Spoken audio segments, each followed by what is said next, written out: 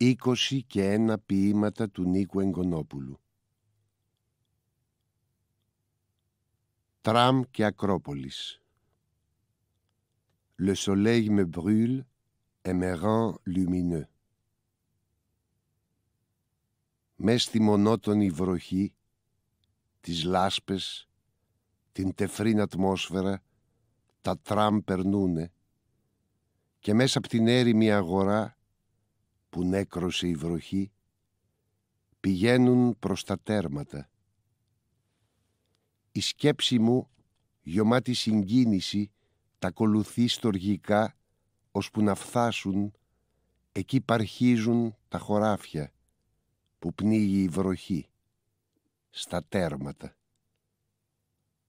Τι θλίψη θα ήτανε, Θεέ μου, τι θλίψη, αν δεν με παρηγορούσε την καρδιά η ελπίδα των μαρμάρων και η προσδοκία μιας λαμπρής αχτίδας που θα δώσει νέα ζωή στα υπέροχα ερείπια. Απαράλλαχτα όπως ένα κόκκινο λουλούδι με σε πράσινα φύλλα.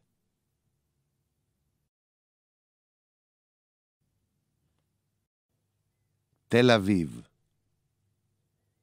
Η Ελεονόρα, η χρυσή κόρη, έπαιζε άρπα με τα ωραία λευκά της χέρια. Από την άρπα όμως δεν ακουγότανε ήχος κανείς. Όλη η μουσική ήτανε μέσα στα έμορφά της μάτια, ανάμεσα στα πράσινά της τα μαλλιά. Από την άρπα όμως βγήκαν το ένα κατόπιν του άλλου, ένα πουλί, μια πλάκα πράσινο σαπούνι και ένα σίδερο του σιδερώματος από τα κοινότατα, αυτά ακριβώς που οι ζυγιώτε ονομάζουν εν ώρα καταιγίδος Άρς Αμάντης.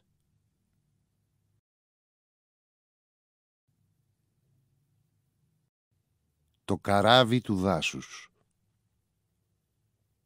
Ξέρω ότι αν είχα μια φορεσιά, ένα φράκο, χρώματος πράσινο ανοιχτό, με μεγάλα κόκκινα σκοτεινά λουλούδια, αν στη θέση της αόρατης αιωλικής άρπας που μου χρησιμεύει για κεφάλι, είχα μια τετράγωνη πλάκα πράσινο σαπούνι, έτσι που να κουμπά απαλά η μια της άκρη ανάμεσα στους δυο μου ώμους. Αν ήτανε δυνατό να αντικαταστήσω τα ιερά σάβανα της φωνής μου με την αγάπη που έχει μια μεταφυσική μουσική κόρη για τις μαύρες ομπρέλες της βροχής. Ίσως τότες, μόνο τότες, θα μπορούσα να πω τα φευγαλαία οράματα της χαράς που είδα κάποτες σαν ήμουνα παιδί, κοιτάζοντας ευλαβικά μέσα στα στρογγυλά μάτια των πουλιών.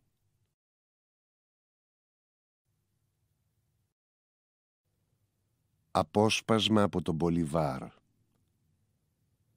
Φάσμα Θησέως ενόπλης καθοράν, προαυτόν επί τους βαρβάρους φερόμενων. Le cœur d'un homme vaut tout l'or d'un pays. Για τους μεγάλους, για τους ελεύθερους, για τους γενναίους, τους δυνατούς, αρμόζουν τα λόγια τα μεγάλα, τα ελεύθερα, τα γενναία, τα δυνατά. Για αυτούς η απόλυτη υποταγή κάθε στοιχείου, η σιγή. Για αυτούς τα δάκρυα, για αυτούς οι φάροι, κι οι κλάδοι ελιάς και τα φανάρια, όπου χοροπηδούνε με το λύχνισμα των καραβιών και γράφουνε στους σκοτεινούς ορίζοντες των λιμανιών. Για αυτούς είναι τα άδεια βαρέλια που σοριαστήκανε στο πιο στενό πάλι του λιμανιού σοκάκι. Για αυτούς οι κουλούρες τ' άσπρα σκοινιά κι οι αλυσίδες, οι άγκυρες, τα άλλα μανόμετρα μέσα στην εκνευριστικιά νοσμή του πετρελαίου, για να αρματώσουνε καράβι, να ανοιχτούν, να φύγουνε, όμοιοι με τραμ που ξεκινάει, άδειο κι ολόφωτο, μες στη νυχτερινή γαλήνη των μπαχτσέδων, με ένα σκοπό του ταξιδιού, προς τ' άστρα.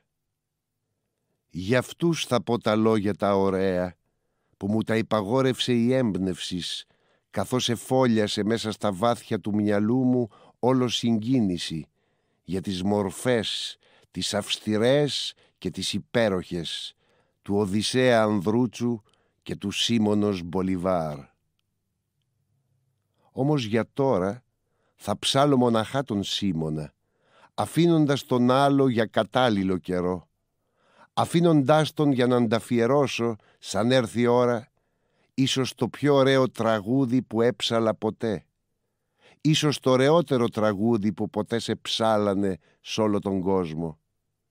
Κι αυτά όχι για το ότι κι οι δυο τους υπήρξαν για τις πατρίδες και τα έθνη και τα σύνολα και άλλα παρόμοια που δεν εμπνέουν, παρά γιατί σταθήκανε μες τους αιώνες κι οι δυο τους μονάχοι πάντα και ελεύθεροι, μεγάλοι, γενναίοι και δυνατοί.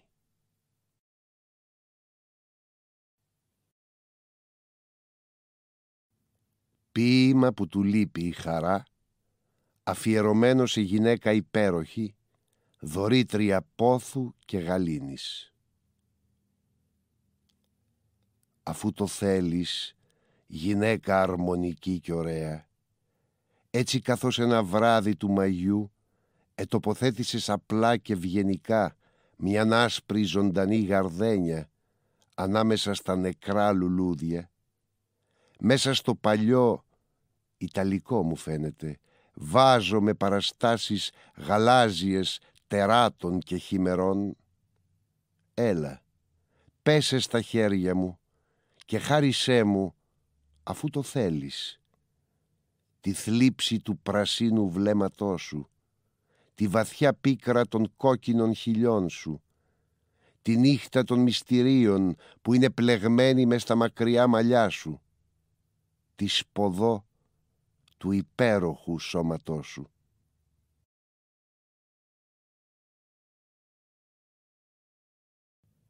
Όρθρου βαθέως. Εκείνο που σε μένα συγκινούσε και συγκινεί πάντοτε τους ανθρώπους είναι η καταπληκτική μου ομοιότης με τον Αβραάμ Λίνκολν. Μάλιστα σαν κάποτε ανεγέρθηκε το μπρούντζινό μου άγαλμα σε μίαν οποιαδήποτε πλατεία του Πειραιώς, εναπόθεσαν στα πόδια μου σιωπηλά κάτι που έμοιαζε, δεν εδιάκρινα καλά πάνω από το βάθρον, σαν λείψανο, σαν χάλκινο μαγκάλι με αναμένα κάρβουνα. Περίμενα να νυχτώσει καλά και όταν πλησίασα να δω, διεπίστωσα με τι χαρά ότι δεν ήταν τίποτα άλλο παρά τα μαύρα μάτια της γυναίκας π' αγαπώ, που ελάμπανε μες στο σκοτάδι.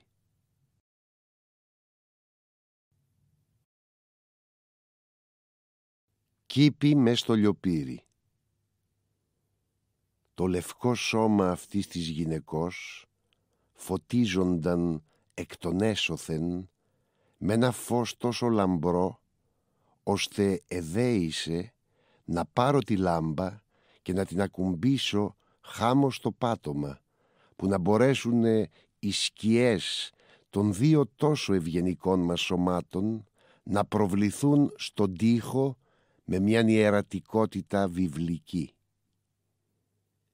Η λάμπα έκαιε συνεχώς. Η πηγή του πετρελαίου ήταν ανεξάντλητη.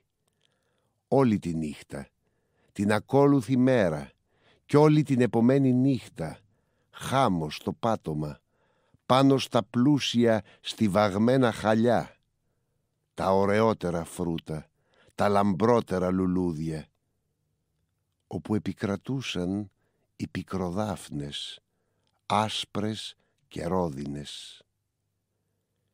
Η ατμόσφαιρα συμβολική από ένα κίτρινο χρυσό.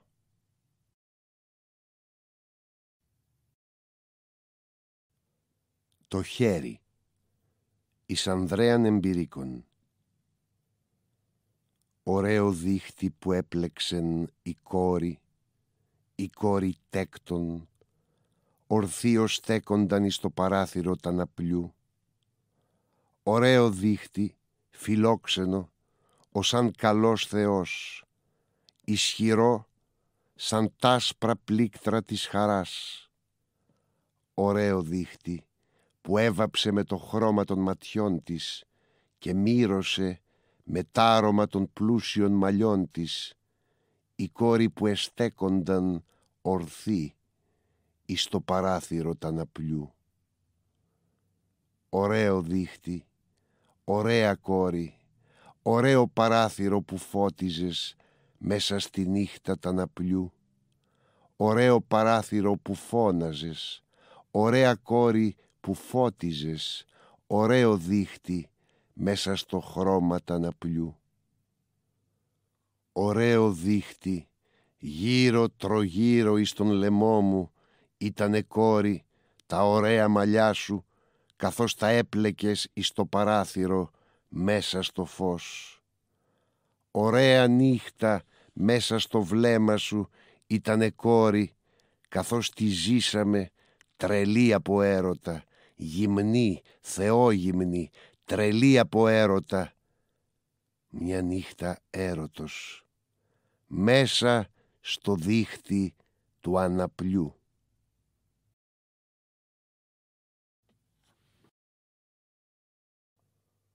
Το γεράκι. Ένα γέλιο γυναικείο ακούγεται μακριά. Μια κυρία γελάει κάπου μακριά μας και ο άνεμος φέρνει τον ήχο του γέλιου της μέχρις εδώ. Μέχρις εδώ, σε αυτό το έρμο περιγιάλι, κάτω από το μολυβί ουρανό, κοντά στα φρισμένα κύματα, όπου στη στάση 3 φιλόσοφοι στα κροθαλάσσι, ζούμε μέσα σε μια καταθλιπτική μοναξιά. Στα γυμνά μας πόδια φυτρώνουν λίγο φτερά. Ίσως εμείς να είμαστε αυτός ο Θεός Ερμής τον καιρό της νιώτης του. Αυτή η φοβερή μοναξιά μας, αυτή η τραγική μοναξιά σας, γιατί δεν χωρεί καμιά αμφιβολία, είμαστε μόνοι, πάντα μόνοι, αιώνια, βασανιστικά μόνοι. Όλοι, εμείς, εσείς, όλοι. Όμως εγώ είμαι ο μόνος πάλι που δεν τη δέχεται την αισχρή του τη καταδίκη και διαμαρτύρουμε και χτυπιέμαι και το φωνάζω, μόνον εγώ. Και μια λεπτομέρεια. Η κυρία δεν γελούσε, έκλαιγε.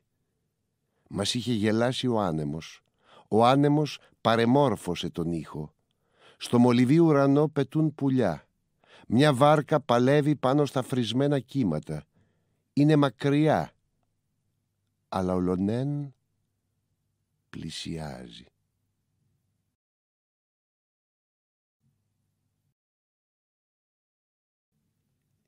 Ποίηση 1948. Τούτη η εποχή του εμφυλίου σπαραγμού δεν είναι εποχή για ποίηση και άλλα παρόμοια. Σαν πάει κάτι να γραφεί, είναι ως αν να γράφονταν από την άλλη μεριά αγγελτηρίων θανάτου. Γι' αυτό και τα ποίηματά μου είναι τόσο πικραμένα. Και πότε άλλωστε δεν ήσαν. Κι είναι προπάντων και τόσο λίγα.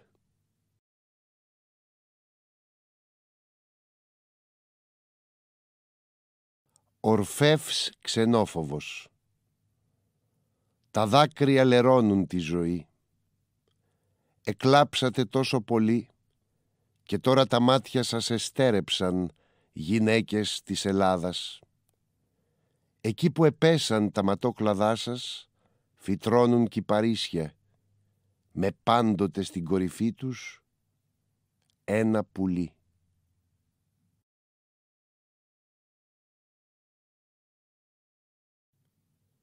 Μερκούριος Μπούας. Γονατίζει και ανοίγει την κασέλα και ενώ με το ένα χέρι κρατά το καπάκι, μετ' άλλο κάτι ψαχουλεύει και αναδεύει εκεί μέσα. «Τι έχεις αυτού?» τον ρωτώ. Στρέφεται. «Λέτερε νταμόρε», μου κάνει. Κι ύστερα, «Δεν σε ενδιαφέρουν?» «Μα φυσικά, ξέρεις, σαν πρόκειται για αγάπες», απαντώ. Τότε αρχίζει σιγά σιγά, με προσεκτικότατες κινήσεις, να βγάζει έξω ένα-ένα διάφορα πράγματα και να μου τα επιδεικνύει. Πρώτα ανάσυρε και έδειξε διάφορα βελούδινα υφάσματα, σωρούς κουβάρια, άλλα πλουμιστά και άλλα μονόχρωμα. Ύστερα ένα σάπιο στρώμα και τελικά παρατά το καπάκι, βγάζει όξω ένα πτώμα, καλώς διατηρημένο, νεκρού ανδρός, και το αποθέτει χάμω. Εκείνο που έκανε όλος ιδιαίτερα εντύπωση σε αυτό το πτώμα ήταν το στυλπνό και εκθαμβωτικά λευκό της επιδερμίδος, καθώς και η ατίθαση κόμη και τα αριμάνια μακριά μουστάκια.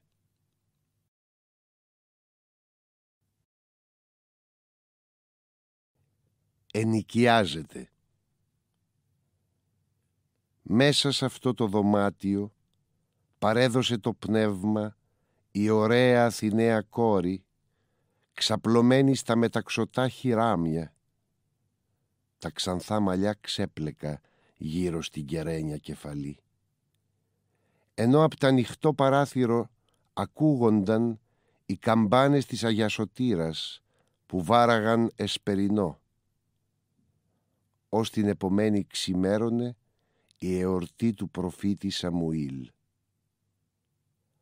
Σ' αυτό μέσα το δωμάτιο συνουσιάστηκαν τα δύο φοβερά τέρατα και φρένονταν μαγκομαχητά κι άγρια γριλίσματα και αγριοφωνάρες, λες και βουργάροι υλοτόμοι τα βάλανε με θεόρατα ελάτια ή μάλλον, καλύτερο, να εγκρεμιζόντουσαν βουνά.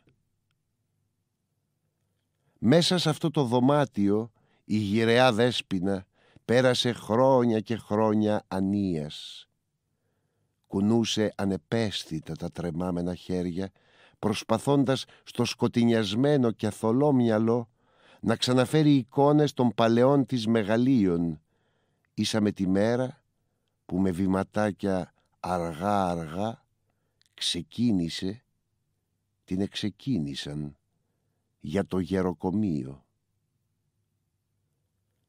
Μέσα εδώ εγεννηθήκαν 3 παιδιά, γόνοι τιμίας και βιπολίπτου οικογενείας, που χάθηκαν, τόπο δεν έπιασε κανένας τους. Ο ένας πήγε στην Αμερική, ο άλλος πέθανε κακήν κακός, μπεκρής, και ο τρίτος είναι κάπου ακόμη φαροφύλακας. Εδώ, ναι, εδώ μέσα, σε τούτο το δωμάτιο, σκότωσε χέρι άτιμο εκείνο τον παλικαρά, να τιμωρήσει, λέει, εν το προσώπο του την αναρχία. Και γυριλεύκα και σοριάστηκε χαμέ, και εκείνη η μουντή κοιλίδα του πατώματος κι πέρα στη γωνιά είναι το αίμα που ποτάμι χύνονταν από την πληγή και τίποτα ποτέ δεν ήταν δυνατό να την εκαθαρίσει από τα σανίδια. Όμως αρκείως εδώ.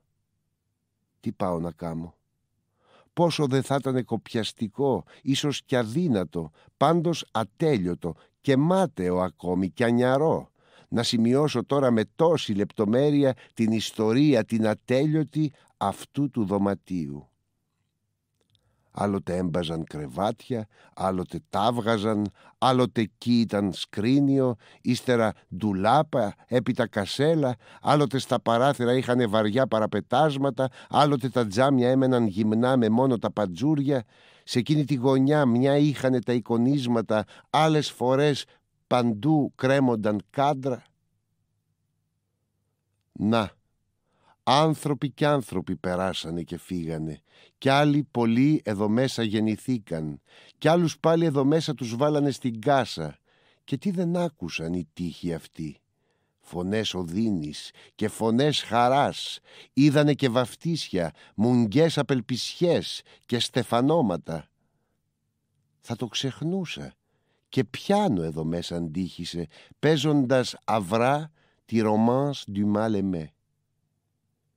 Έζησα κι εγώ, ο γράφων, μες σε τούτο το δωμάτιο, χρόνια πολλά, φτωχά, κι ως πάντα και εδώ γεμάτος πάθος ασχολήθηκα με τη ζωγραφική, την ποίηση, τη γλυπτική, αλλά και τη φιλοσοφία και τον έρωτα, και έμεινα ώρες καθισμένος να καπνίζω. Σε κηδά το παράθυρο, κοιτάζοντας άλλοτε τον ουρανό και άλλοτε το δρόμο. Και τώρα πρέπει κι εγώ να φεύγω. Δεν αποκλείεται άλλωστε να μου μέλλονται καλύτερα. Πάλι το ενοικιάζουν το δωμάτιο.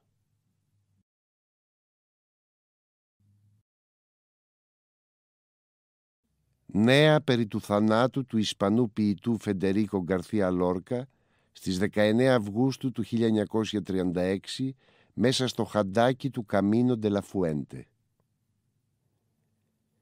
Η τέχνη και η ποίηση δεν μας βοηθούν να ζήσουμε. Η τέχνη και η ποίησης μας βοηθούν να πεθάνουμε. Περιφρόνησης απόλυτη αρμόζει σ' όλους αυτούς τους θόρυβους, τις έρευνες, τα σχόλια επισχολείων που κάθε τόσο ξεφουρνίζουν αργόσχολοι και ματαιόδοξοι γραφιάδες γύρω από τις μυστηριώδικες και σχρές συνθήκες της εκτελέσεως του κακορίζικου του Λόρκα υπό των φασιστών.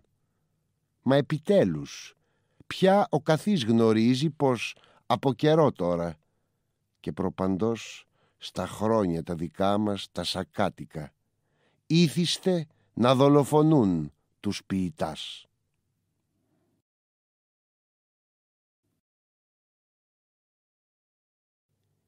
Η Κεσία. Η νύχτα διαδέχεται την ημέρα και ως η μέρα είναι η περιοχή των δέντρων και των λουλουδιών, έτσι και η νύχτα είναι η περιοχή των φαντασμάτων και των κρουνών. Τοποθετείς τη σκάλα στον τοίχο και με πολύ προσοχή περνάς από την άλλη μεριά. Αντιλαμβάνεσαι ψιθύρους σαν θρώισμα νεκρών φύλων και το κελάρισμα των νερών, τον σχεδόν ανεπαίσθητο θόρυβο που κάμνει η ρόδα του μήλου. Ένας τροχός, ένα λέτρι, αστέρια και αρχίζουν τα θαύματα και τα μάγια της νύχτας. Με τα χείλια κολλημένα στάσπρα της πόδια, στοχά σου καλά. Λέγε μέσα σου πως δεν θα πάψεις ποτέ να ελπίζεις, πως δεν θα πάψεις ποτέ να πιστεύεις, πως δεν θα πάψεις ποτέ να οικετεύεις, πως δεν θα πάψεις ποτέ να επιστρατεύεις όλη την αγάπη που έχεις μέσα σου κρυμμένη, ενάντια στις δυνάμεις του κακού.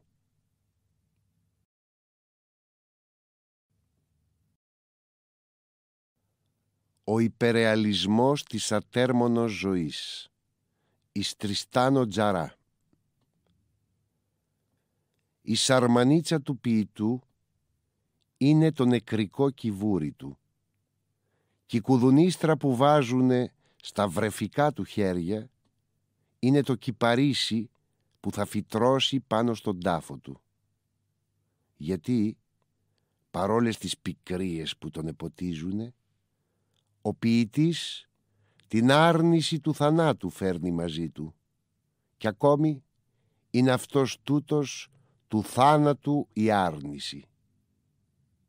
Κι έτσι το νεκρικό κιβούρι του ποιητού θα γεννεί πάλε η σαρμανίτσα του. Του τάφου του το κυπαρίσι πάλι η κουδουνίστρα που θα κραδένει στα φωτεινά τα χέρια του.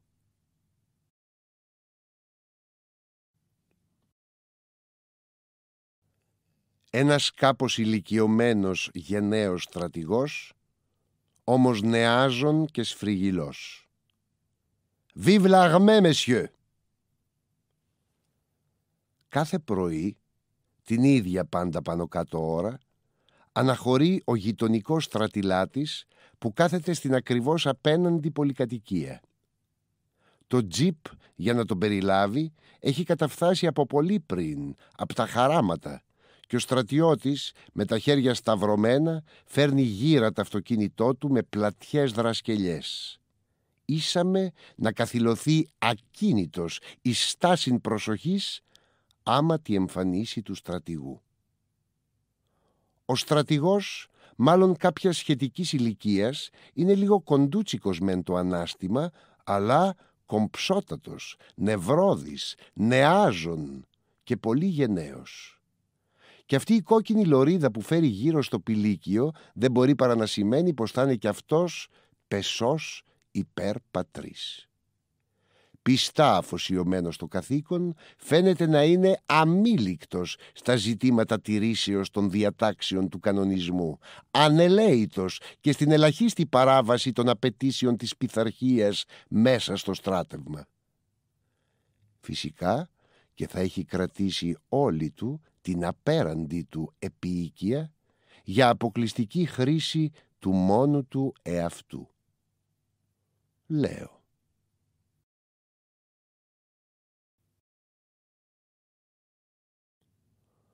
Ου δυνατέτης δυσί κυρίης δουλεύειν. Σιώντας το μαντίλι, καλωσορίζουμε αυτούς που έρχονται ή χαιρετούμε απλώς κείνους που φεύγουν? Αν η νύχτα ακολουθεί τη μέρα, βέβαια η μέρα πάλι δεν θα διαδεχθεί τη νύχτα. Τα ίδια φύλλα όπου είχανε πέρσι τα δέντρα δεν θα τα έχουνε και φέτος ξανά την άνοιξη. Στον ίδιο πάντα ορίζοντα δεν καταλήγει ο κάθε ουρανός. Θεόρυξης για πλήρης αποχή. Από τρελούς και από παιδιά μάθαμε την αλήθεια, αυτήν που απεσιώπησαν και λογικοί και γέροι. Πέστε μου πόσοι νοσταλγοί ζήτησαν να γυρίσουν κι όμως το τέλος δεν το έπραξαν μη ξανανοσταλγήσουν.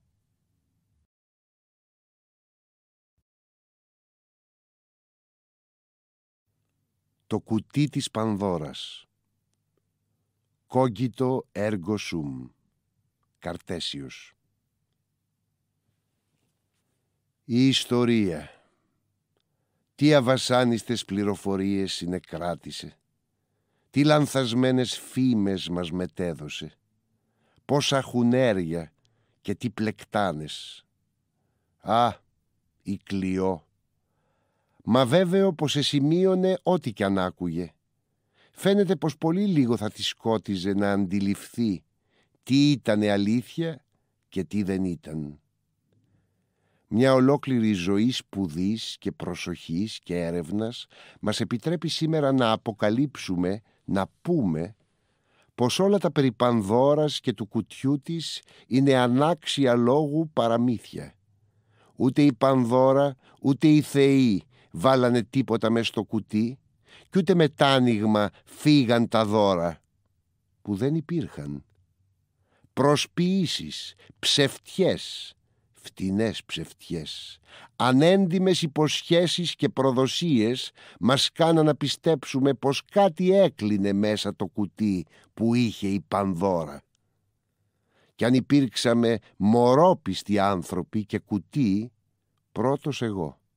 Πάντως είμαι σε θέση σήμερα να βεβαιώσω πως και κουτί να ανήκει στην Πανδώρα ακόμη δεν υπήρχε.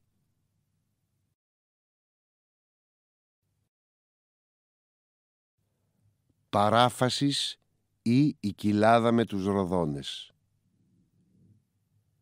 Τι είναι στη ζωή που να μην είναι ένιγμα? Γρίφος. Μα και η ζωή η ίδια δεν είναι γρίφος, ένιγμα. Τι δυστυχία οι τεχνοκράτες μέσα στην τύφλα απολούθε που τους περιζώνει να παραμένουν στις κούφες πεποιθήσεις τους, ισχυρογνώμονες, πεισματωμένοι γυνατζίδες.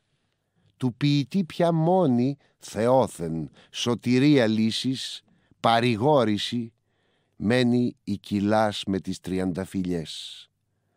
Ο έστι με θερμινευόμενο, η κοιλάδα των Ροδώνων.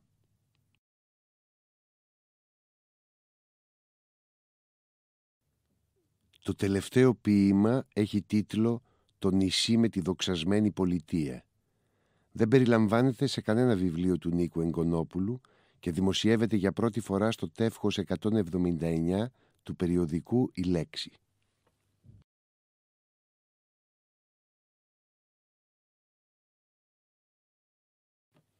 Το νησί με τη δοξασμένη πολιτεία. Μπέι καπετάν Γιωργάκη, χάρισέ μου τη ζωή, ο Θεός να σου χαρίζει το μονάκριβο παιδί. Από το τραγούδι ενού κατάδικου. Το νησί. Το νησί μας λέω είναι μέσα στο αίμα μου. Η καρδιά μου σαν στρίδι είναι κολλημένη στα σπίτια του τα κερέσμπινα, τα υπερήφανα. Η ψυχή μου βρίσκεται στα καλά πηγάδια, κάτω από τις ασβεστομένες τις καμάρες και ολημερής περνοδιαβαίνω από το ντρουμ σοκάκι της Λεβεντιάς. Ο αψής αγέρας του νησιού μ' ανάστησε, με ζωογόνησε. Το αυστηρό ήθος των ανδρών του μου παραστάθηκε σ' όλη μου τη ζωή. Η στοργή των ωραίων γυναικών του μου ήτανε μπάρσαμο ανεξάντλητο. Στεφάνι από τους κόκκινους του κρίνους τοποθετώ στην κεφαλή μου και αναφωνώ. Νίδριζά μου, νούζα, νούσιζα.